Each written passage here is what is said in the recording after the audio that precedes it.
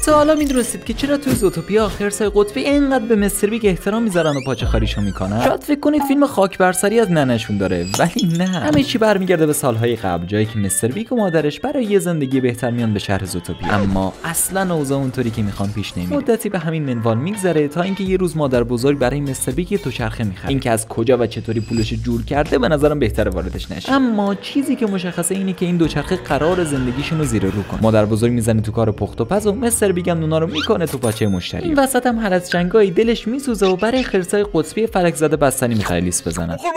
از این قضیه مدتی میگذره تا اینکه یه روز چند تا زورگیر میان و میخوان تمام پولای مستر بیگ ازش بگیرن. اما اون با کمک اهالی محل و خرسای قطبی حتی سرش هم نمیده دستش. بعد این اتفاق نونفرویی مستر بیگ حسابی رونق میگیره و با کمکای زیادی که به خرسا میکنه گنگ اگه فکر میکنی کوچیکه پس صبر کن بزرگشو بیارم و تشکیل میده. شهر جدیدی برای خانواده‌اش میسازه و همه اینا منجر به یه رابطه حرامی مرامی سنگین بین مستر بیگ و خرسای قطبی میشه و این دلیل احترامیه که خرسای قطبی برای مستر بیگ قائله. لایک ویدیو یادت نره.